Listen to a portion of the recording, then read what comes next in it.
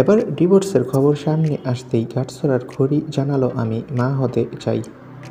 বিস্তারিত জানতে ভিডিওটি শেষ পর্যন্ত দেখুন। 2023 সালে বরের সাথে ডিভোর্স, সাক্ষ্য বসুর সাথে সম্প্রতি দাম্পত্য জীবনের শেষ করেছেন গাঁটছড়া সিরিয়ালের অভিনেত্রী সোলাঙ্কি রয়।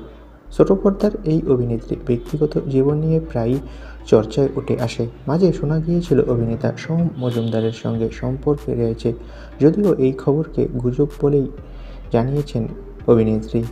সোলাঙ্কি জানিয়েছিলেন সোহম শুধুমাত্র তার ভালো বন্ধু।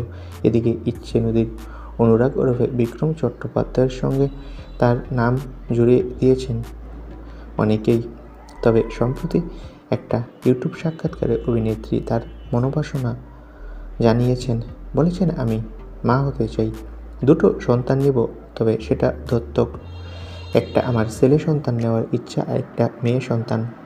আসলে আমাদের সমাজে মেয়েরা অনেক কিছুই বুঝে, কিন্তু একজন পুরুষ মানুষ তৈরি করা খুব কঠিন ব্যাপার। সেখানে তাদের মনুষ্যত্ব তৈরি করাটা বড় একটা বিষয়। তাই আমি ছেলে সন্তান দত্তক নিয়ে ভালো মানুষ তৈরি করতে চাই। তো বন্ধুরা, অভিনেত্রীর এই বিষয়টা নিয়ে তোমাদের মন্তব্য কি কমেন্ট করে জানাও। ধন্যবাদ।